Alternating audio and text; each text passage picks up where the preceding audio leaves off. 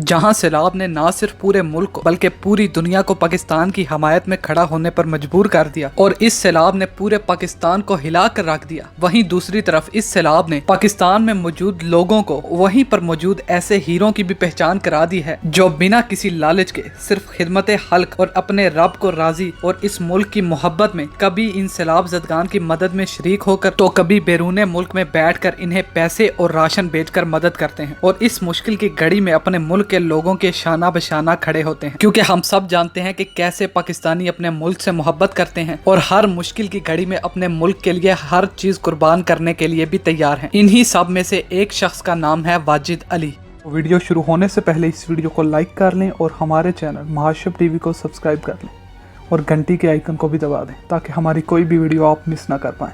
जहां इस सैलाब ने ना सिर्फ हजारों लोगों की जान ली, वहीं इस सैलाब ने लाखों लोगों से उनका घर, उनकी जमीनें, उनकी औलादें, उनका रोजगार और उनका माल सब छीन लिया। इसके साथ साथ इस सैलाब ने दुनिया के सबसे कदीम सिविलाइजेशन यानी मोहनजोदड़ो को फिर एक मर्तबा बहा कर ले गया और इस सैलाब की वजह से शायद अब मोहनजोदड़ो को एक टूरिस्ट और कदीम जगहों के एजाज ना मिल सका, जिसकी वजह से पाकिस्तान को करोड़ों का नुकसान हो सकता है। वहीं दूसरी तरफ इस सैलाब ने वाजिद अली जैसे हीरो को भी इस मुल्क से मुतारिफ करा दिया। जहां इस सैलाब ने लाखों लोगों की जान खतरे में डाल दी, वहीं स्वात के रिहायशी वाजिद अली को इस सैलाब ने कुछ ऐसा करने पर मजबूर कर दिया जिसका आपने सोचा भी ना होगा। जब वाजिद अली ने देखा कि सैलाब की वजह से दूसरे गांव का उसके गांव के साथ राब्ता मुनक़्क़ते हो गया है, तो वाजिद अली ने अपनी मदद आपके तहत अपने कुछ दोस्तों को लिया और सिर्फ 48 घंटों के अंदर अंदर लकड़ी और रस्सी से एक पुल तैयार कर लिया, जो कि इन्होंने अपने गांव बहरीन के करीब एक नदी के ऊपर बनाया,